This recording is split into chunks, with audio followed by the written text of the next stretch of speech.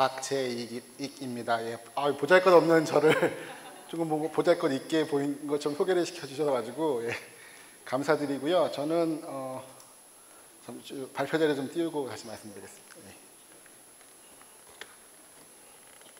예. 예.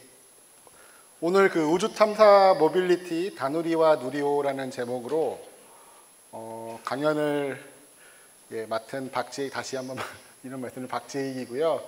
사실은 제가 2시간인 줄 알고 자료로 2시간짜리를 만들어 가지고 왔는데 어린이 여러분들이 2시간은 견디지 못한다고 하시더라고요. 그래서 급하게 지금 자료를 막 줄이려다가 그냥 그림이라도 보여드려야겠다 싶어가지고 자료는 일단은 줄이지는 않았습니다. 저를 다시 한번 소개를 시켜드리면요. 지금 한국항공우주연구원에서 한 13년째 근무를 하고 있고요. 2010년 2월에 한국우주연구원에 입소를 하고요. 2010년부터 16년까지 위성항법 보강 시스템이라는 지금 한국형 GPS, KPS 사업의 전신인 위성항법 보강 시스템 개발 사업에 참여를 했었고요. 그리고 2016년부터 2023년 지난달 지금 6월이군요. 지지난달 4월 16일까지 달 탐사 사업단에서 다누리 개발과 초기 운영을 담당을 했었습니다. 다누리 개발을 할 때는 다누리 임무 및 BLT 궤적 설계 책임자로서 여러분들 잘 아시는 다누리의 궤적, BLT 궤적을 설계를 했던 책임자였고요. 그리고 설계가 끝나고 개발이 다 완료되고 다누리가 발사된 이후에는 다누리를 달까지 보내는 운영 책임 지원 팀장을 맡아서 다누리를 성공적으로 달로 보냈습니다. 그래서 지난 4월 15일 날 달 탐사 사업단을 떠나서 위성 우주 탐사 체계 설계부라는 새로운 곳으로 이제 가서 지금은 태양 관측 라그랑지 포인트라고 이제 태양이랑 지구 혹은 달 요 사이에 중력장이 평형을 이루는 라그랑지 포인트가 있는데 거기다가 태양을 관측하는 탐사선을 보내려고 하는 계획에 대한 탐사선 임무 설계 책임자를 맡고 있습니다. 그래서 지금 현재 열심히 연구를 하고 있습니다. 제가 다누리 개발자이긴 한데 요청을 이 모빌리티라는 어떤 주제로 다누리와 혹은 누리호 요거 관련돼서 강연을 해달라는 주제를 받고서 저도 사실 모빌리티라는 이런 생소한 물론 사전적인 의미로는 이동성, 이동하기 위한 수단 그러한 수단을 제공하는 서비스 등을 총칭해서 사용한다라는 정의가 되어 있는데 사실 저도 개념을 잘 모르겠지만 가만히 생각을 해보면 발사체 혹은 탐사선도 우주를 이동하는 어떤 모빌리티의 하나입니다. 그래서 그러면 제가 하고 있는 다누리에 대한 내용과 저희 제가 참여는 하진 않았지만 개발에 누리호에 대한 내용들을 여러분들한테 설명을 해주면 좋겠구나 싶어서 오늘 제목을 우주탐사 모빌리티 다누리와 누리호 다누리가 먼저 발사했기 때문에 앞에 있는 거고요. 오늘 발표는 누리호에 대한 내용부터 말씀을 드리고 다누리에 대한 발표를 하도록 하겠습니다. 그리고 여러분들의 어떤 주의력 환기를 위해서 제가 혹시 질문을 하거나 혹은 여러분들이 질문을 해주실 때 제가 마음에 드는 질문을 해주셨거나 답변을 해주신 분들에게 한국항공우주연구원에서 제공하는 기념품을 5분에게 드리려고 준비를 해왔습니다. 별거는 아니지만요. 좀 레어한 아이템들이기 때문에 어디 가서 자랑하실 수 있을 거예요. 아니 어쩌면 가지고 계실 수도 있어요. 그래서 보시는 그림은 이제 현대자동차에서 미래의 모빌리티 환경 조감도라는 그림을 하나 내놨어요. 보시는 것처럼 날아다니는 항공기, 비행기 이런 거를 UAM이라고 말을 하더라고요. 도심 항공 모빌리티 그리고 지상으로 인한 이런 것들이 PVV 목적 기반 차량 이런 표현을 쓰는데 가만히 보니까 이 시장이 되게 무궁무진한 성장 가능성이 있는 것 같아요. 막 여러 세계에서도 막 치열하게 경쟁 중에 있는 것 같고, 막 자율주행, 혹시 오늘 전시회를 보셨는지 모르겠는데 뭐 자율주행 이런 키워드들이 많이 있잖아요. 그렇지만 우리는 오늘은 지상에 대한 지구 모빌리티가 아니라 좀 더 확장이 된 우주로의 어떤 우주에서의 모빌리티 얘기를 할 거기 때문에 그중 가장 대표적인 게 어떤 우주에 무언가를 보낼 때 필요한 발사체 얘기를 안 할 수가 없죠. 그래서 우주 발사체 얘기를 드리려고 하는데, 그 전에 우주 발사체에서 우주에 어떤 사람을 보내기 위한 막 이런 발사체를 개발들을 하고 있는데, 가장 아시다시피 블루 오리진사, 민간 우주 기업이죠. 블루 오리진에서 개발한 로켓 뉴 셰퍼드라는 로켓이 있고요. 요거는 한 6명 정도 탑승할 수 있는 로켓이 있고, 이건 소유주라는 발사체인데요. 그 미국의 아폴로가 아니죠. 우주왕복선 프로그램이 종료된 이후에 그 국제 우주정거장, 고도 한 200km에서 계속 지구를 돌고 있는 국제 우주정거장에 사람을 보낼 때는 계속해서 소유주라는 발사체를 사용을 했습니다. 보시는 것처럼 점점 크기가 커지죠. 스페이스 X사의 펠컨 9 크루 드래곤스라는 이제 요 앞에 사람이 탈 수 있는 모듈이 장착된 그런 발사체들이 대표적으로 말씀을 드릴 수 있겠고요. 그 다음에 잘 아시는 아폴로 미션에 달로 사람을 보냈던 세턴5 발사체가 있습니다. 그리고 최근에 아시는지 모르겠지만 아르테미스 미션이라는 미국의 이제 화성을 가기 위한 전진 기지로서 달에다 어떤 기지를 만들어 놓고 사람들이 이제 달의 정거장에 들렸다 다시 화성으로 가는 뭐 이런 야심찬 프로젝트인 아르테미스 계획을 지금 하고 있는데요. 그때 사용할 발사체가 이제 SLS라는 발사체가 있겠고요. 저는 사실 이런 게 이게 지금 현재 현존하는 가장 큰 에너지를 만들 수 있는 발사체라고 생각을 했지만, 보시는 것처럼 스페이스 X사는 더 큰, 정말 인류 역사상 가장 강력한 로켓인 스타쉽 로켓 발사체를 지금 현재 테스트를 하고 있고, 얼마 전에 혹시 보셨는지 모르겠지만 공중에서 폭발을 하는 실험을 하면서 폭발을 해서 지금 현재 실패를 했죠. 그렇지만 혹시 동영상에 보셨는지 모르겠는데 실패를 그 로켓인 발사체가 폭발을 하면서 사람들이 막 박수를 치면서 막 환호성을 지르는 되게 즐거워하는 모습 혹시 보셨는지 모르겠는데, 실패도 어찌됐든 나중에 성공을 위한 어떤 한 밑거름이 될 수 있다라는 것을 뭐 보여주는 동영상으로 저는 감명 깊게 봤거든요. 그 내용. 이런 발사체들이 있고, 자, 저희의 누리호 KSLV-2가 저 끝쪽에 있습니다. 뭐 보시는 것처럼 높이는 한 소유주 발사체 정도 되는데요.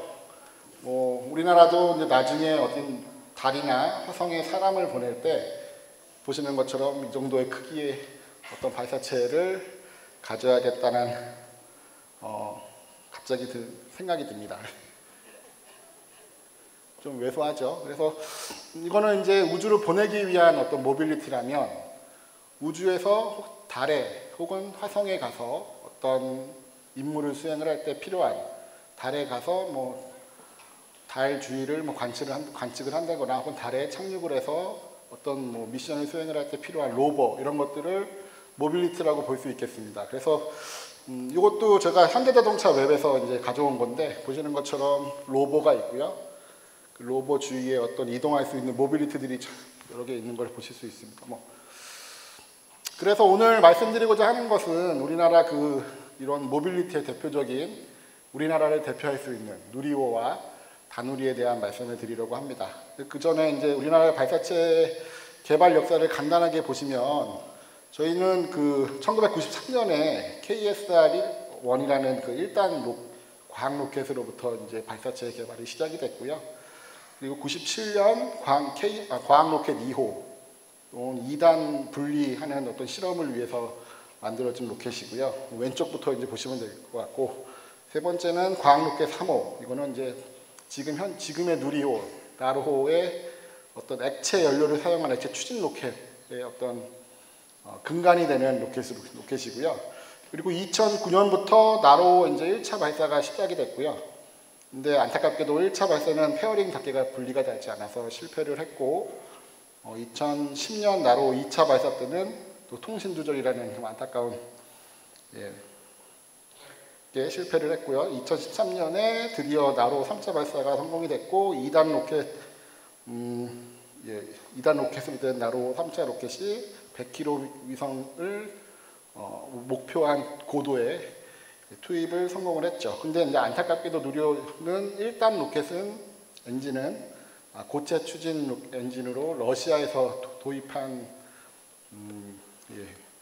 엔진이기 때문에 완벽한 우리나라 발사체라고 볼 수는 없죠. 근데 뭐 첫 번째 궤도 투입을 한 기록에는 첫 번째 이제 위성이라고 발사체라고 볼 수 있긴 하지만 그런 약간의 그 안타까운 1단이 러시아 거기 때문에 그 다음에 저희가 이제 2018년부터 2013년부터 계속 개발을 해서 누리호가 이제 나오기 시작을 한 거죠. 누리호가 이제 1차, 2차, 3차까지 현재까지 왔고 지난주에 누리호 3차 발사를 성공하게 됐습니다. 그래서 누리호 3차 발사를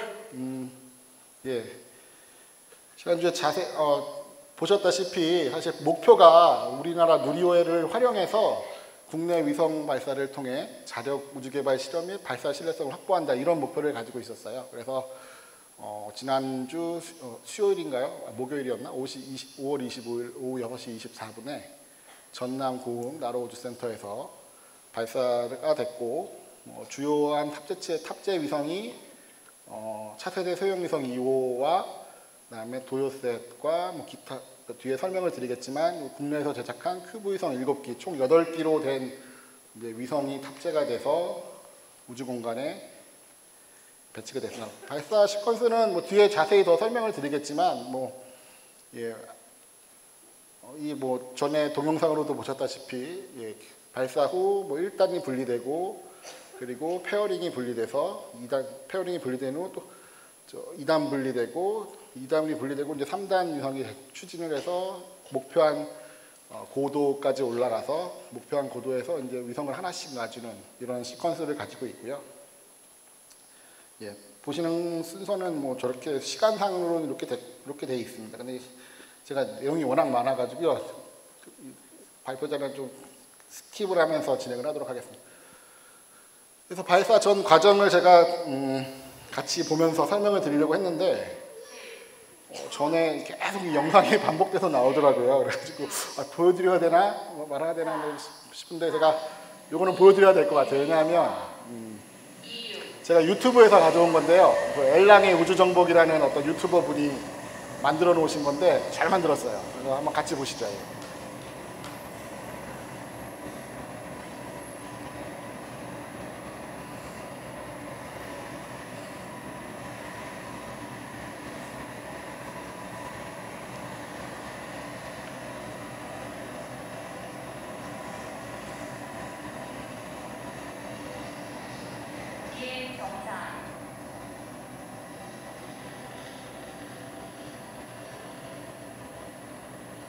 혹시 1단 로켓의 크기? 추력 크기? 이거 너무 어려운 질문인가요?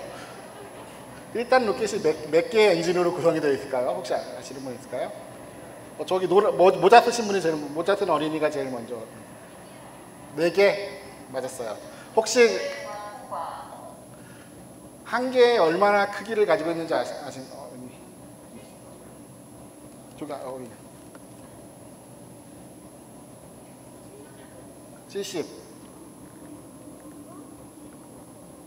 75톤 맞았어요. 두 어린이는 제가 선물 드릴게요. 1단 로켓은 75톤 4개로 돼서 300톤 정도의 어떤 크기를 가지고 엔진이 분사가 되고요.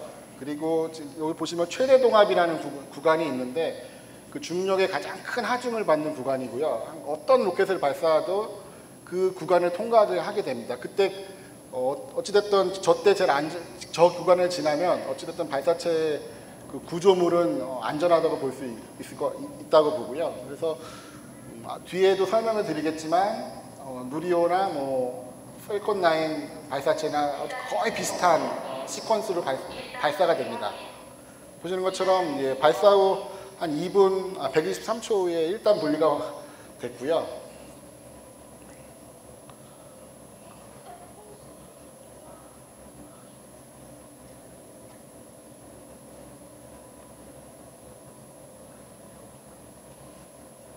여기서 펠컨 9이랑 다른 점이 뭐가 있을까요? 누리호랑. 아, 누구 저기 약간 마스크 쓴 어린이. 안 들려. 좀. 재생이 안 된다? 맞아요. 정답이에요. 펠컨 9 발사체는 저 일단 로켓이 분리가 되고 다시 걔를 회수해가지고 지구로 돌아오거나 혹은 바닷가에 그 배에서 다시 이제 착륙을 해서 다시 재생을 할 수 있고요. 우리 누리호는 아직까지는 그런 기능은 없는데 아마 추후에는 그렇게 되지 않을까 싶어요. 저런 식으로 분리가 되고 잘 위성이 이제 저희가 목표한 고도로 올라가서 목표한 속도대로 진입을 하면 그 속도에서 위성을 하나씩 이제 분리가 되고요. 혹시 누리호 2차 발사랑 비교해서 뭐 다른 점이 무엇인지 아시는 분 어린이 있나요? 네. 여기 나온 거 말고. 답을 적어놓고 좀.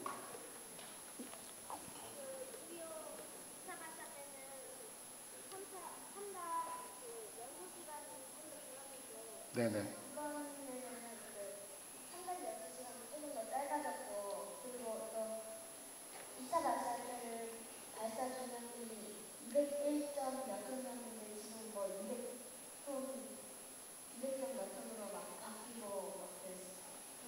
어우. 네. 어린이가 여기 나와서 강연하셔야 될 것 같은데? 맞아요. 정답이에요. 맞습니다. 그 2단 발사와 다른 점이 적어 놓긴 했지만 2단 때는 죄송합니다. 2차 발사 때는 그 고도 700km까지 올라가기 때문에 연소 시간이 더 길었어요. 그렇지만 저희 3차 발사 때는 써 있는 것처럼 저희가 목표하는 고도가 550km 고도였고요. 그리고 위성 그 싣고 가는 중량도 조금 504kg. 그러니까 이 2차 때는 위성 크기는 한 작았지만 그 성능 검증 위성이라는 위성이 이제 있는데 위성의 그 중량은 작았지만 그 뒤에 달려 있는 더미 위성이 좀 무거웠기 때문에 한 1.5톤 정도 되는 1,500kg 정도 되는 중량을 가지고 가는 좀 차이점이 있었습니다. 그렇기 때문에 아까 어린이가 말씀하신 것처럼 3단 추진이 시간이 짧았어요. 네. 그리고 3차 발사 때는 2차 발사와 다르게 8기 아까 말씀드렸던 위성을 싣고 갔었죠. 그리고 시간도 발사 시간도 2차 때는 4시, 오후 4시에 발사가 됐다면 3차 발사 때는 18시 24분 플러스 마이너스 30분 사이에 발사가 된다 뭐 이렇게 계획을 해놨지만 정확히 18시 24분에 발사가 됐고요. 이거는 이것도 질문을 드려야 되나? 왜 오후 8시 24분에 발사가 됐을까요? 네.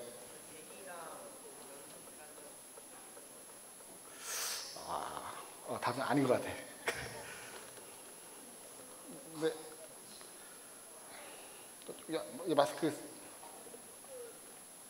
다른 나라에 신고를 하고 해야 하는데 일정 시간이 지난 후에는 유유에서 떨어지면 그 일정 시간 이후에는 발사가 안 되는 거예요. 아니에요. 모자.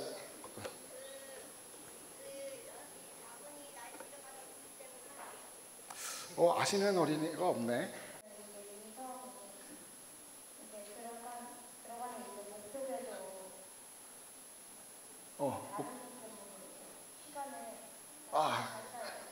정답이라고 할게요. 맞아요. 뒤에 설명을 드리겠지만 이 차세대 그 소형 위성 2호가 목표로 하는 궤도가 있어요. 그 궤도를 뒤에 설명을 네. 여명 황혼 궤도라는 궤도가 있는데요. 이 궤도를 맞춰주기 위해서 그 시간에 발사가 된 겁니다. 그래서 네, 어린이 비슷하게 이제 정답을 맞춰주신 것 같고요. 그래서 누리호 보시면 재원을 한번 같이 보시면요, 확실히 커졌죠. 그 전에 우리가 나로나 뭐 이런 것들에 비해서 길이가 47.2m 정도 되고, 여기 앞바탕 뭐 16층 정도 되는 높이라고 하고요. 그 다음에 총 무게가 약 200톤, 그리고 탑재 중량이, 그러니까 그 위에 그 페어링이라고 부르는 그 사이에 들어가는 어떤 탑재체, 어떤 물건 혹은 위성, 이런 것들이 한 1,500톤, 1,500kg 정도 실을 수 있고요. 그 다음에 고도가 한 600에서 800km 정도 되는 고도에 올릴 수 있다고 합니다. 최대 직경이 한 3.5m 정도 되고요. 1단 로켓이 아까 질문을 드렸던 것처럼 75톤급 액체 엔진 4기로 묶여 있고, 2단은 그 5톤급 액체 엔진 1기, 3단이 7톤급 액체 엔진 1기로 구성이 되어 있습니다. 좀 더 자세히 보시면은 네, 여기가 이제 75톤짜리 4개로 클러스팅이 되어 있는 1단 로켓이고요. 그 다음에 여기가 2단, 그 다음에 3단 이렇게 되어 있고, 여기 보시면은 대부분 연료 탱크죠. 이게 위성의 발사체가 가장 그 중량을 많이 차지하는 부분이 이 연료 탱크예요. 그래서 혹시 설명을 보셨는지 모르겠지만 이 연료 탱크 만드는 기술도 사실은 어려운 기술 중에 하나고, 그래서 액체 산화제와 연료, 그러니까 우주 공간상에는 어떤 뭔가 이렇게 산화를 시킬 수 있는 물질이 없기 때문에 액체로 되어 있는 어떤 산소를 이렇게 액체화돼서 시켜서 우주 공간상에 올라갔을 때 연료와 이렇게 혼합을 해가지고 여기 터보 펌프가 이제 어떤 추력을 만들어주는 그런 역할을 하고요. 그래서 1단, 2단, 3단 페어링도 있고, 여기도 위성이 이렇게 탑재가 되는 겁니다. 그래서 나중에 아까 시퀀스에서 보셨다시피 분리가 되고, 페어링이 분리가 되고 위성이 이제 하나둘씩 나가는. 이것도 질문을 드려야 되는데 선물이 이제 하나밖에 안 남았는데, 이 하나는 나중에 다누리 할 때 드려야 될 것 같아요. 그래서 네, 다누리 할 때 드리겠습니다. 질문을 드리려고 했는데, 75톤의 작동 원리는 사실 제가 설명을 드리려고 하다가 항우연에서 되게 잘 만든 자료가 있더라고요. 그래서 제가 거대하고 무거운 누리호는 어떻게 우주로 날아가는 걸까? 핵심은 엔진에 있다. 누리호의 엔진은 연소실에서 만들어진 매우 뜨겁고 압력이 높은 가스를 노즐을 통해 밖으로 뿜어낸다. 빠르게 분출하는 가스의 운동량만큼 누리호는 반대 방향으로 힘을 받아 날아오르게 된다. 날아가는 풍선과 한번 비교해보자. 공기가 가득 차있던 풍선 입구를 놓으면 안에 있던 공기가 빠져나간다. 이에 대한 반작용으로 풍선은 위로 날아간다. 이것이 작용 반작용 원리이다. 누리호도 이와 같은 원리로 날아가는 것이다. 그렇다면 고온과합의 가스는 어떻게 만들어질까? 엔진은 연료를 연소시켜 가스를 만든다. 여기에는 산소가 필수적이다. 하지만 우주에는 산소가 없기 때문에 누리호는 연료 탱크와 액체 상태의 산소를 채운 산화제 탱크를 싣고 우주로 향한다. 엔진의 구조는 크게 카이로 시동기, 가스 발생기, 터보 펌프, 연소기, 그 외 공급기 부품으로 이루어진다. 먼저 파이로 시동기가 작동하면서 터빈을 돌린다. 네네. 터빈이 돌아가면 이 가방에 이렇게 꺼내두시면 될 것 같긴 한데. 시작한다. 네네. 연료와 산화제가 각 펌프를 통해 가스 발생기로 이동하고, 가스 발생기 밸브가 열리며 안으로 주입된다. 가스 발생기가 작동하면 파이로 시동기가 꺼져도 터빈이 계속 돌아간다. 연소기 밸브까지 다 열리고 난 후에는 엔진 전체가 작동한다. 산화제와 연료를 연소기에 공급하는 터보 펌프는 우리 몸의 심장과 같은 역할을 한다. 펌프질 하듯 혈관에 피를 골고루 공급하는 심장처럼 터보 펌프도 강한 압력으로 산화제와 연료를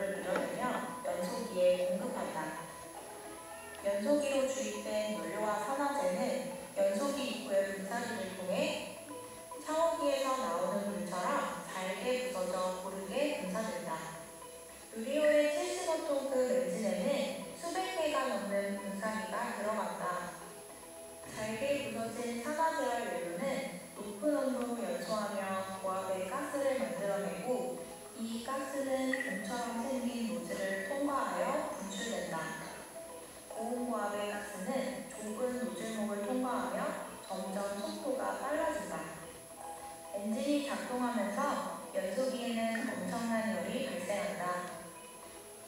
그렇기 때문에 연소기를 식혀주는 과정이 필요하다. 엔진 노즐 겉면에는 빗살무늬 토기처럼 세로로 긴 튜브 같은 것이 존재하는데 이 튜브를 따라 연료를 흘려보냄으로써 노즐이 과열되는 것을 방지할 수 있다. 이렇게 벽면을 냉각한 연료는 연소기 안으로 공급된다. 이 기술을 재생냉각이라고 한다. 이처럼 누리호의 엔진은 복잡하게 구성된 만여 개의 부품이 한치의 오차 없이 분주하게 움직일 때 비로소 작동할 수 있다. 또한 엔진 시동부터 종료 과정까지 수많은 검사와 시험을 통해 세밀한 절차를 수립해야 한다. 개발이 까다로운 탓에 75톤급 이상의 중대형 액체 엔진을 보유한 나라는 총 7개국밖에 되지 않는다. 우리나라는 누리호 개발 성공을 통해 그 반열에 올라섰다. 네, 잘 보셨나요? 저는 사실 이걸 보고 저도 잘 몰랐던 내용들을 이해를 했거든요. 되게 잘 만든 동영상이었고요. 혹시 또 더 한번 보고 싶다 그러신 분은 유튜브에 가시면은 유튜브 카리 채널에 보시면 이런 내용들이 올라와 있기 때문에 집에 가서 보시면 될 것 같아요. 예. 네, 그래서 누리호 3차에 탑재된 위성을 좀 보시면은요, 아까도 말씀드렸다시피 주 탑재 위성인 차세대 소형 위성 2호 위성이 있고요. 임무는 소형 영상 레이더, 그러니까 SAR라는 어떤 그 전천후 관측할 수 있는 레이더 탑재체가 있고요. 그리고 근지구궤도 우주 방사선 관측기, 뭐 핵심 기술을 검증한다, 뭐 이런 역할을 하는 소형 위성 2호가 있고, 그다음에 부탑재 위성으로 저스텍의 조그만 큐브셋 위성이죠. 그 3U짜리 제가 적어놨는데 1U가 10cm by 10cm by 10cm, 그러니까 육각 그 면체로 구성된 육면체로 구성된 그 위성을 의미하는데 그게 한 3U짜리 크기의 큐브성 위성이고요. 광학 탑재체 우주 검증 영상 획득, 뭐 자세 제어 우주 검증 이런 임무가 있습니다. 그리고 루미르, 카이로스페이스, 도요셋 위성이 있고요. 근데 안타깝게도 저스텍 위성과 도요셋 위성 한 기가 지금 통신이 안 돼가지고 열심히 지금 통신을 하려고 시도를 하고 있는 것 같고요. 그래서 보시는 것처럼 이제 발사 순서는 혹시 발사할 때 그 영상을 보셨는지 모르겠지만 차세대 소형 위성이 분리가 되고 그 뒤에 이제 큐브 위성들이 좌우로 하나씩 발사가 되는 걸 보셨을 거예요. 그리고 보시는 순서가 다 정해져 있었고요. 먼저 차세대 소형 위성 2호가 분리되고, 그다음에 저스텍, 루미르, 카이로스페이스, 천문연의 큐브 위성들이 하나씩 이제 배출이 되는 순서를 가지고 있습니다. 좀 더 자세히 보면은 차세대 소형 위성은 저희 그 카이스트 인공위성 연구소 에서 개발을 했고요. 운영 궤도가 550, 누리호의 목표 고도인 550km 태양동기 궤도고요. 그다음에 아까 말씀드렸던 그 오후에 발사한 이유가 이 승격전 통과지역 시가 06시, 오전 6시 혹은 오후 6시에 항상 태양 쪽을 보기 위해서 이제 그런 식으로 그 시간에 발사를 한 거고요. 지상국은 카이스트 인공위성 연구센터 안에 이제 위치해 있고, 발사는 저희 누리호가 발사를 했고요. 여러분들도 아까 그 앞 페이지에서 말씀드렸다시피 이런 임무를 가지고 있습니다. 제가 시간이 없기 때문에 빨리빨리 하도록 좀 양해를 부탁드릴게요. 그리고 앞서도 말씀드렸다시피 여명 황혼궤도라는 다운더스크 오빗이라는 이제 궤도를 가지고 있고요. 이걸 잠깐 보시면 이 초록색 선이 그 차세대 소형 위성 2호가 이제 가는 궤적이고요. 550km에서 계속 지구를 돌면 항상 이 빨간색 이 부분이 이제 태양 쪽 방향인데, 이 태양 쪽 빛이 이렇게 들어오기 때문에 이 위성은 항상 태양의 그 빛을 받고 충전을 시킬 수 있어요. 그래서 아까 말씀드렸다시피 그 사 탑재체가 굉장히 많은 그 전력이 필요하기 때문에 태양을 계속 보면서 충전을 해줘야 됩니다.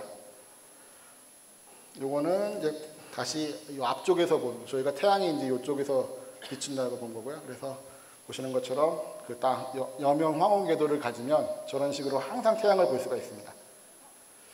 그 도요셋 이거는 천문우주연구원에서 개발한 그 편대비행, 그러니까 항공 그 전투기 보면은 막 편대를 이뤄서 가면서 어떤 뭐 앞뒤로도 뭐 편대를 이루고 옆으로도 편대를 이루고 이런 위성이 이제 그런 역할을 하면서 임무를 하게 될 걸 이제 편대비행 위성이라고 하는데 도요셋은 형상이 이렇게 생겼고요. 뭐 이런 탑재체를 가지고 있다고 합니다. 그래서 좀 이것도 영상을 보시면 종대비행 앞뒤로 위성이 이제 어떤 시간차를 두고 앞뒤로 배치가 돼서 어떤 임무를 하게 되면 어떤 과학적 임무를 수행하는데 아주 효과적이고요. 이거는 이제 좌우로 보시는 것처럼 뭐 10km에서 400km 사이의 그 거리를 양옆으로 왔다 갔다 하면서 이제 그런 실험을 할 예정이라고 합니다. 그래서 한 대가 지금 어떻게 되는지 몰라가지고 네, 뭐 편대비행 시험을 하는 데는 문제가 없다고는 하는데 그래도 기존에 계획했던 대로 4대가 다 됐으면 더 의미 있는 결과가 되지 않았을까 싶었는데 좀 안타깝긴 합니다. 그래서 루미르는 보시는 것처럼 형상은 이렇고요. 되게 작은, 보시면 막 이게 손으로 들 정도로 굉장히 작고요. 이런 방사능 검출기를 포함한 뭐 이런 싱글보드 컴퓨터를 테스트하는 뭐 역할을 하는 탑재체가 실리고 저스텍 요거는 우주형 광학 관측 카메라를 탑재체로 했는데 안타깝게도 카이로 스페이스의 KSS-36 요거는 이제 22m 평광 카메라 뭐 이런 것들을 탑재해서 평광 카메라와 궤도 이탈 시스템 이런 것들을 테스트하겠다라는 이 임무를 가지고 있습니다. 요거는 넘어가겠습니다. 이것도 넘어가겠습니다. 다음은 이제 저희 다누리 소개를 하는 페이지고요. 저희 다누리 패치입니다. 어떤 임무를 할 때 어떤 패치들을 이렇게 만드는데 이런 것들을 옷에다 붙인다거나 아까 선물 받으신 분들 그 선물 안에 패치가 있을 것 같긴 한데 이거는 저희 다누리 패치고요. 한국의 우주 탐사는 저 3단계로 이루어지고요. 첫 번째가 이제 달 궤도선, 앞서 작년에 발사됐던 달 궤도선이 이제 1단계고 2단계로는 착륙선. 지금 열심히 예탈을 받고 있고 내년부터 아마 착륙선 개발 사업이 진행이 될 것 같고요.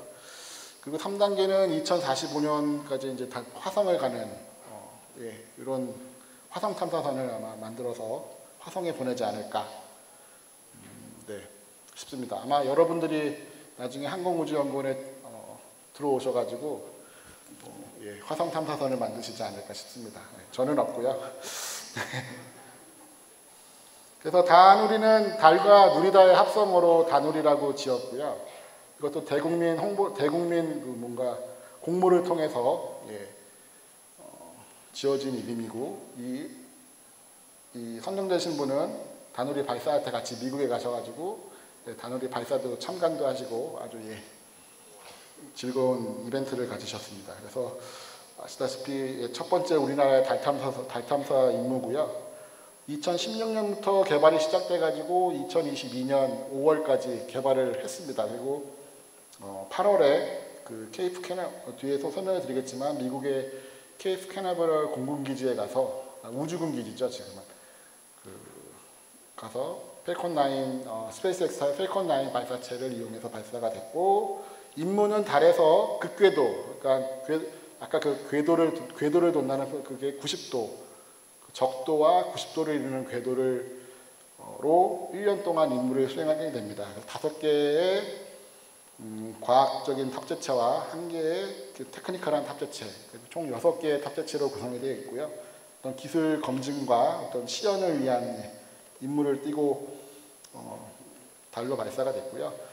탐사선 본체는 보시는 것처럼 이렇게 접혔을 때는 뭐 한 1.82m 정도 되고요. 이렇게 쫙 폈을 때는 한 6m 정도 이 500m 정도 됩니다. 그리고 보시면은 이런 식으로 발사가 돼서 펴지고요.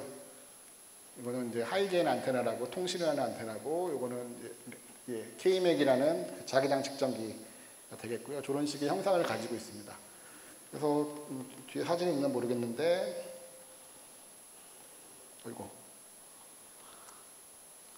그래서 탑재된 탑재체를 보시면 여기 섀도우캠 탑재체, 이거는 나사의 탑재체고요. 애리조나 주립대학에서 개발을 했습니다. 그래서 영구 음영 지역, 달에 보면은 이렇게 태양이 빛이 들어오면 태양빛이 들어오는 어떤 영역이 있고 1년 내내 빛이 도달하지 않는 어떤 그 음영 지역이 있는데, 그런 음영 지역들을 안 보이는 데를 깜깜한 데를 가서 촬영을 해가지고 보이게끔 만들어주는 탑재체예요. 그래서 되게 의미 있는 탑재체고요. 그리고 와이드 앵글 폴라리메트릭 카메라를 해가지고 광시야 평광 카메라, 이건 천문연구원에서 개발을 한 카메라고, 어떤 달에 있는 어떤 티타늄 뭐 이런 원소들을 분포를 확인하는 어떤 그런 과학적인 임무를 띠고 있습니다. 그리고 루띠, 요즘 보셨는지 뒤에도 자료의 뒤에도 보시면 이제 여러 개의 사진이 나와 있고요. 혹시 인터넷에서도 보셨을 수도 있는데, 이 달 어떤 지형들을 아주 고해상도로 촬영할 수 있는 항우원이 개발한 루티 탑재체가 있고요. 그리고 그 우주 인터넷을 검증하는 DTMPL이라는 전자통신연구원에서 개발한 탑재체가 있습니다. 그래서 뒤에 제가 그 방탄소년단 뮤직비디오를 가지고 저희가 그 기술을 검증을 했었는데, 그 자리에 저도 있었는데 굉장히 신기합니다. 약 막 100만 킬로, 굉장한 거리잖아요. 100만 킬로미터면 이 거리에 데이터가 가서 다시 돌아와서 이제 그렇게 할 수 있다라는 게 정말 신기한데, 보시면 그래서 요거는 이제 KP로 마그네토미터라고 KMAC이라고 부르는 그 경희대학교에서 개발한 자기장 측정기라는 탑재체가 있습니다. 그래서 총 6개의 탑재체가 다누리에는 탑재되어 있고요. 아시다시피 이미 지금 가서 열심히 임무를 하고 있기 때문에 굉장한 성과들을 많이 내고 있습니다. 그래서 개발자의 한 사람으로서 굉장히 기쁘고요. 근데 보시면 저는 그 수많은 개발자 중에 한 명이고요. 이거 보시면 다누리 개발에 참여한 업체가 한 40개 업체 정도 되고, 대학이 한 13개 대학, 그 다음에 6개 출연연구원들이 있는 개발진들이, 제가 이렇게 다누리 개발을 하고 마지막에 이제 최종적으로 백서라는 거를 작성을 하는데, 이 개발을 할 때 어떤 일이 있었는지 이런 소고를 적는 그런 백서라는 걸 적을 때 이제 거기 참여한 사람들 이름을 다 집어넣는데, 제가 하나하나 세봤거든요. 그랬더니 한 500명 정도 되더라고요. 요거 하나 만드는데 500명 정도 되는 개발자들의 참여를 했었고요. 보시는 것처럼 좀 전에도 말씀드렸듯이 40개 업체가 막 참여를 했었고, 미국의 나사도 들어와 있고, 저희가 나사 제트 프로펄전 레이버리라고 그 제트 추진 연구소, 존슨 스페이스 센터의 플라이트 오퍼레이션 디렉터라고 이제 주로 이제 유인 우주인들 우주로 보낼 때 그 관제하는 그 역할을 하는 곳인데, 여기에 이제 그 플라이트 다이나믹스, 저랑 비슷한 일을 하는 사람들이 모여 있는 그룹이 있습니다. 그분들도 참여를 했었고, 그다음에 애리조나 스테이트 유니버시티 섀도우캠 탑재체도 참여를 했고, 이렇게 해서 많은 인원들이 참여를 했었고요. 그리고 보시는 것처럼 복잡하지만 심플합니다. 발사체는 스페이스X, 지상국은 항우연, 그리고 항우연 위에 이런 심우주 네트워크, 사실 이런 위성 우주 탐사, 심우주 탐사에서 제일 중요한 게 통신인데, 그런 통신을 하기 위한 안테나 스테이션들이 전 지구에 걸쳐 있습니다. 물론 우리나라 여주에도 KDSA라는 심우주 안테나가 있고요. 미국 나사에 또 심우주 안테나 3개, 호주, 미국, 그다음에 스페인에 있는 안테나들은 4개의 안테나를 이용해서 전 지구를 커버를 했었고, 뒤에 또 내용이 있기 때문에 제가 여기서는 간단하게 말씀드리겠고요. 그 조립 및 시험은 뭐 이런 식으로, 예, 혹시 뭐, 예, 비슷합니다. 여러분들 어떤 뭐 과학 키트 만드는 것처럼 뭐 비슷합니다. 그런 식의 뭐 절차를 가지고 어떤 플라이트 모델을 만들 때는 그런 어떤 땅에다 물론 땅에다는 아니고요. 또 바닥에다 펼쳐놓고 이제 하나씩 이제, 예, 더미 패널을 조립을 하고, 그 미케니컬 어떤 기계적인 어떤 그런 미케니컬 빌드업을 합니다. 그래서 하나둘씩 이제 레고 블록 쌓듯이 이제 뭐 조립을 하고요. 이런 것들이 이제 조립을 이제 시스템 인티그레이션 조립을 테스트를 하고, 그리고 그런 것들이 이제 우주 공간상에서 제대로 버틸 수 있는지 이런 어떤 시험을 해야 되는데, 이렇게 이제 서멀 베큐um, 뭐 진공 실험, 뭐 그다음에 다이나믹, 뭐 이런 정말 많은 실험들을 해서 우주 공간상에서 안정하게 잘 버틸 수 있도록, 예, 많은 실험을 수행을 합니다. 그래서 이제 최종적으로, 예, 어떤 저희가 이제 어떤 테스트를 다 통과를 하면 얘를 이제 발사장으로 보내기 위해서 어떤 그 런치 캠페인이라는 어떤 이벤트가 이루어지고요. 저희가 항원이 가지고 있는 이거 조립 및 조립 시설인데요. 총 영어 AIT라고 부르는 시설인데, 여기에 가보시면 아마 견학을 일반인들도 할 수 있는지 모르겠는데, 네, 일단 견학 코스입니다. 그래서 가보시면은 이런 막 되게 그 시험할 수 있는 그 시설들이 굉장히 많이 있고요. 거기 가서 이렇게 보시면 막 위성들이 막 시험하기 위해서 막 조립하는 어떤 위성도 있고, 어떤 데는 위성 실험 이런 베큐um 그런 시설에 들어가기 전에 뭐 대기하고 있는 그런 위성들도 있고, 여러 개의 위성들이 있는데 보실 수 있습니다. 예. 그래서, 예, 조립 및 이거는 저희가 예, 기록했던, 그때 다누리를 개발하면서 기록했던 어떤 영상들인데,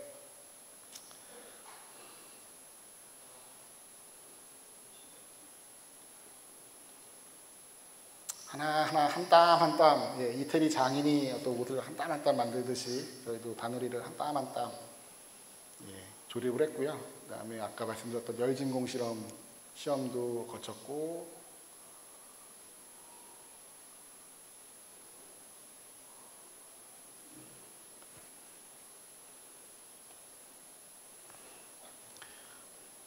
안타깝지만 시간 관계상 넘어가도록 하겠습니다. 제가 2시간이었으면 정말 하나하나 보면서 넘어갔을 텐데, 예. 예, 그래서 뭐 달로 가는 길은 뭐 이것도 이제 하도, 예, 언론에서 많이 말씀을 해주셔가지고, 사실 저는 제가 이거를 하는 사람인데 저보다 더 잘하세요. 그래서 요즘에는 뭐 그냥 말씀을 드려도 다 이해도 하시고 뭐 그러시더라고요. 그래서 달에 가는 길은 뭐 여러 가지가 있는데, 뭐, 예, 다이렉트 직접 전이겠죠. 그러니까 예전에 그 아폴로나 이런 그 아폴로 미션에서 사람 달로 보낼 때 어찌됐든 사람이 우주공간상에 오래 있으면 안 되기 때문에 빨리 가는 게 가장 큰 목표입니다. 그래서 3일에서 5일 정도만 되면 달로 바로 갈 수 있는 다이렉트 트랜스포라는 게 그 경로가 길이 있고요. 그리고 페이징 루프, 그러니까 이거는 다이렉트 그러니까 직접 전이 궤적에서 연료를 좀 더 아끼기 위해서 이제 그 여러 번 지구 주위를 공전하면서 속도를 계속 얻어가지고 단계별로 빌드업을 하는 거죠. 속도를 계속 1, 2, 3 뭐 이렇게 해가지고 그래서 달로 가는, 여러 가지 장점이 있습니다. 뭐 달로 갈 때 한 달 정도 걸리는데 한 달 동안 우주선을 시험할 수 있는 기간이 생기는 거예요. 그래서 개발하는 사람들 입장에서는 이 3일 만에 달로 가는 것보다 이렇게 느리게 가는 게 사실은 어떻게 보면 장점이고요. 그 사이에 여러 가지 테스트를 해볼 수 있거든요. 통신은 잘 되는지, 이 탐사선에 문제가 있는지 없는지, 문제가 생기면은 저희가 지상에서 이렇게 뭐 소프트웨어 펌웨어 업데이트 하듯이 할 수 있거든요. 그래서, 예, 업데이트를 시킬 수 있는 기회가 있고, 그리고 이것보다 더 이제 극악의 이제 경로가 저희 다누리가 가지고 갔던 BLT 경로고요. 얘는 이제 어쩔 수 없이 저희 우리나라 수준으로 사실 할 수 없는 할 수 없는 경로죠. 뭐 경로 설계하는 걸 할 수 없다는 게 아니라 워낙 먼 곳을 가기 때문에 이 통신도 해야 되고, 근데 뭐 우리나라는 아직 그런 통신할 수 있는 기반을 가지고 있지 않았기 때문에 사실 나사의 그 시무즈 안테나의 도움이 가장 컸었죠. 사실 그게 없었으면은 뭐 저는 불가능하다고 보는데 지원을 해줬기 때문에 저희가 이제 BLT 경로로 150만 킬로미터까지 갔다가 다시 되돌아오는 달로 이런 경로를 가졌었고요. 그래서 성공적으로 이제 달 탐사 임무를 수행을 한 것 같습니다. 네, 그래서 BLT 계획을 좀 더 자세히 말씀을 드리자면 앞서도 말씀드렸다시피 달이랑 태양이랑 그다음 지구 이 사이에 있는 어떤 서로 끌어당기는 힘이 있거든요. 중력이라고 표현을 하잖아요. 이 중력이 서로 중력을 이용해서 이제 탐사선을 이제 끌어당겼다가 갈 땐 또 밀어주고 뭐 이런 식의 이제 어떤 중력을 이용해서 속도를 줄였다 느렸다 뭐 하는 거기서 착안을 해서 경로를 따라가는 거죠. 그 정확하게 그 경로에다 넣어주면 그 중력의 그 사이 때려 밀어주고 당겨주는 그 어떤 중력 분포가 퍼져 있는 그 중력장 사이에 어떤 틈이 생기는데 그 틈을 이용해서 이제 달로 가는 어떤 그런 궤적이고요. 네. 뭐 많은 얘기를 해드릴 수 있는데 시간 관계상 그냥 뭐 그래서 좀 전에 말씀드렸다시피 시무즈 안테나라는 것을 미국의 나사의 안테나를 이용을 했고요. 지금도 저 미국의 그 골드스톤 안테나와 그다음에 호주의 캔버라, 그다음에 스페인의 마드리드, 그다음에 여주의 KDSE 네 개의 DSN 안테나를 서로 돌려가면서 이제 쓰고 있고요. 보시는 그림은 120도씩 하나의 그 안테나가 120도의 범위를 커버한다 뭐 이런 이야기고요. 그래서 전 지구를 그러니까 지구가 자전을 하기 때문에 탐사선이 어디에 있든지 다 이제 추적을 할 수 있습니다. 그래서 그런 내용이고요. 그래서 우주 안테나는 좀 전에도 말씀드렸다시피 여주의 KDSA 안테나, 우리나라가 개발한 안테나고요. 그리고 골드스톤, 이거는 이제 미국에 있고요. 그다음에 마드리드, 그리고 캔버라에 있습니다. 그래서 저희 그 시무즈 안테나, 여주에 있는 시무즈 안테나 사이트고요. 가보시면은 굉장히 큽니다. 굉장히 뭐 되게 자랑스러워요. 저도 가서 사진 찍었는데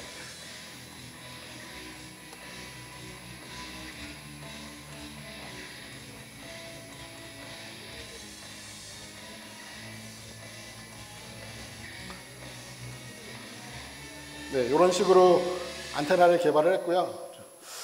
그래서 다누리는 앞서 말씀드렸다시피 그 그 스페이스X 팰컨 9 발사체로 그 플로리다에 있는 케이프 커너버럴 우주군 기지에서 8월 5일 날 발사가 됐습니다. 발사 시퀀스는 앞에 누리호랑 되게 비슷하고 앞서 또 제가 퀴즈를 냈었던 이 발사체가 이제 일단 그 회수가 되죠. 저희는 그 옵션을 선택할 수가 있는데 바다로 착륙해서 하는 옵션을 비용을 조금 아낄 수 있습니다.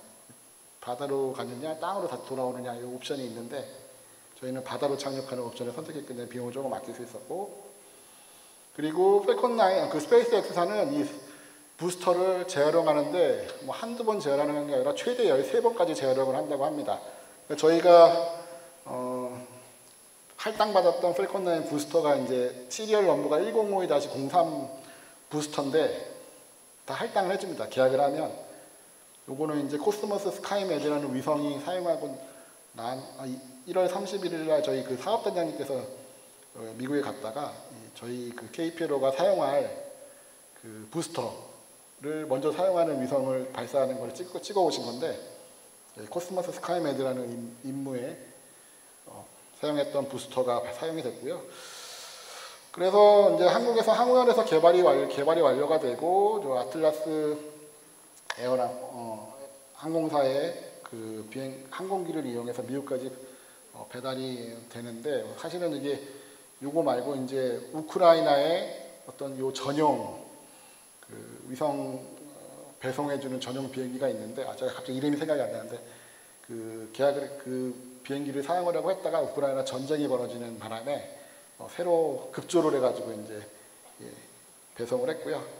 그래서 배송된 다누리가 그 스페이스X사의 그 시설로 이동을 해가지고 그 페어링 안에 탑재가 돼서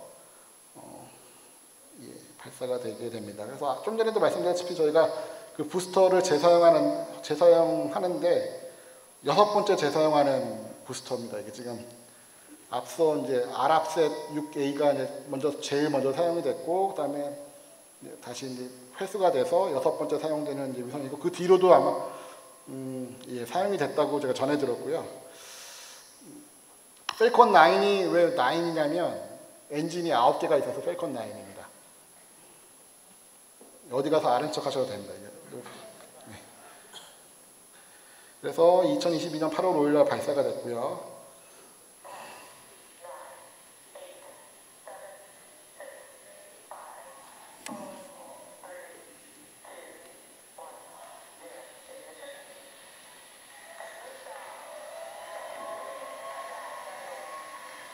미국 사람들은 되게 자기의 감정의 표현을 잘하는 것 같아요. 저희 나라 누리호 발사하시는 거 보면 가만히 있잖아요, 다들. 근데 막 환호성도 지르고 박수도 치고 막 좀 그런 문화를 좀 배워야 될 것 같은데, 뭐 이런 식으로 발사가 됐습니다. 그래서 발사가 되고 한 40분 만에 분리가 되고, 누리호와 팔컨 9은 또 다른 점이 팔컨 9 성능이 훨씬 좋아요, 사실은. 그래서 저희 그 BLT 궤적은 한 700km까지 올라가서 거기서 이제 다시 힘을 줘가지고 150만 km까지 날아가는, 그러니까 700km와 500km와 150만 km 요 차이인데, 우리나라도 할 수 있습니다, 이제.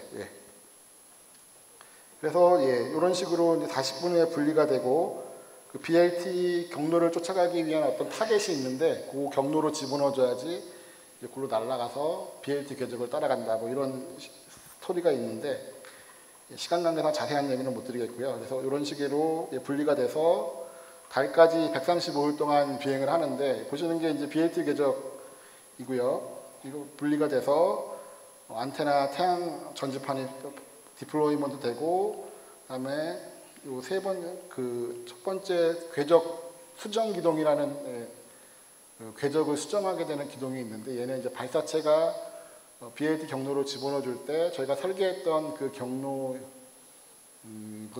이 발사체가 가지고 있는 어떤 오차가 있기 때문에 그 오차를 보정해 주기 위한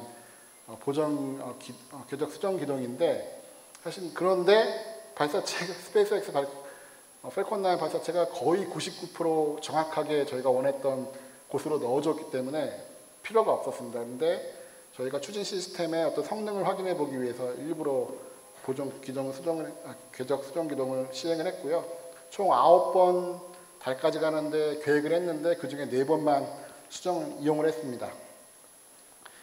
그래서 보시는 것처럼 최대 거리에 도달해서 우리가 뭘 해봐야 되지 않겠냐 싶어서 아까 루틴 탑재체라는 게 있잖아요. 그걸 가지고 달을 한번 찍어보자. 사실 계획이 없던 건데 달을 찍어서 저런 식으로 이제 첫 번째 역사상 대한민국 역사상 최초의 어떤 달과 지구를 촬영한 사진을 얻었고요. 이후에 점점 재미가 들려가서 계속 사진을 찍게 됩니다. 그래서 보시는 것처럼 154만 km까지 가서 영상을 찍었고요. 이건 더 이제 가까이 있을 때. 아까 그거는 멀리 이렇게 그 옆에서 찍었기 때문에 이렇게 멀리 이렇게 떨어져 있는 것처럼 보이고, 이건 더 일부러 가까이 붙었을 때를 찍었기 때문에 가까이 있는 달과 지구 사이의 거리가 가까워 보입니다. 얘는 그러면 한번 이미지로 만들어 보자 싶어가지고 한 달 동안 영상을 찍어가지고요. 그거를 움직이는 이미지로 바꿨더니 달이 지구 주위를 공존하는 모습을 얻을 수 있었습니다. 그러면 이번엔 진짜 공존하는 모습을 찍어보자. 보이는지 모르겠지만 어디 갔지? 여기 지금 돌고 있는데 지금 잘 안 보이네요. 여기 있다. 여기. 찍었고, 그리고 이거는 이제 우주 인터넷 탑재체 중에 시험을 해야 되니까 아까 애트리에 전자통신연구원에서 개발한 DTMPL을 시험한 영상이고요. 이거는 한 KPLO 다누리가 128만 킬로 떨어져 있을 때 글로 동영상을 전송을 했습니다. 그래서 다시 128만 킬로 갔다가 거기서 다시 지구로 쏴주는. 그래서 아마 지금 어딘가에 수신기가 있으면 다 이렇게 동영상을 볼 수 있는 거죠.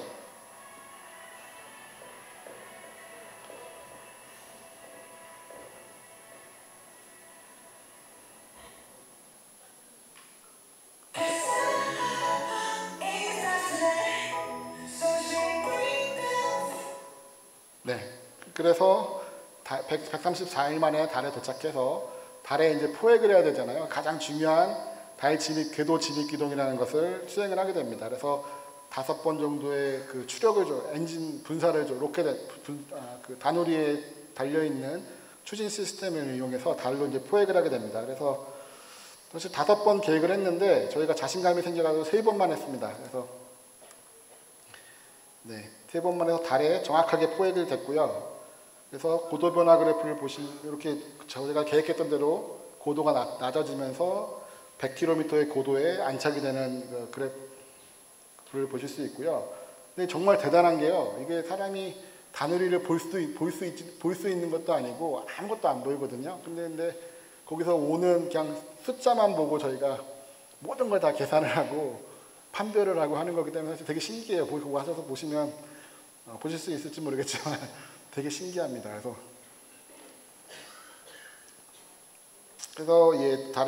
달에 도착을 해서 지구 이미지를 찍어봤고요. 네, 이것도 계속 찍게 됩니다.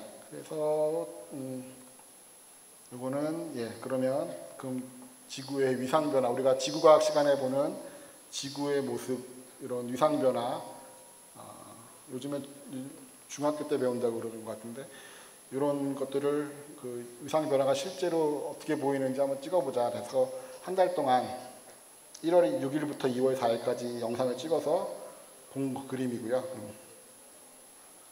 요거는 미국의 그 섀도우캠 탑재체가 그 달의 남반구의 영구명 지역을 샤클턴 크리에이터라는 곳을 찍은 사진입니다. 샤클턴 크리에이터가 한 직경이 한 21km 정도 되고요. 깊이가 한 4km 정도 되는 크레이터입니다. 여기가 밑에 보시는 것처럼 항상 이렇게 까맣게 보이는데 섀도우캠 탑재체가 저희가 이제 루티가 저희 항원의 탑재체가 찍었을 때는 이렇게 보입니다. 근데 이제 섀도우캠 영구음영지역 카메라가 찍었을 때는 이렇게 됩니다. 그래서 여기에 안 보이던 것을 볼 수 있었기 때문에 여기에 물이 있는지 없는지 그런 과학적인 분석이 수행이 되고 있고요. 그래서 굉장한 가파르게 경사진 분화구에서 직경 5m 정도 바위가 굴러 떨어지는 경로가 이렇게 세밀하게 안 보이시죠? 여기는 이 사진상에는 안 보이는데 보인다고 합니다. 그리고 달 뒷면에 남반구에 그 치올로스콥스키 크레이터라는 곳도 있는데 저희가 그 다누리가 그 달을 공전하는 첫 1000회, 그러니까 1000번째 도는 그날 찍었던 되게 의미 있는 사진이고요. 요 치올로스키 크레이터는 한 180km 되는 직경을 가지고 있습니다. 그래서 서울에서 속초까지 되는 거리를 되는 굉장히 넓은 크리에이터고요. 여기 보시면 요게 크리에이터 안에 있는 산인데 설악산의 높이 2배 정도 되는 한 3,400m 정도 되는 것도 다누리가 지금 열심히 찍었고요. 그리고 요거는 최근 4월 달에 저희가 촬영한 사진인데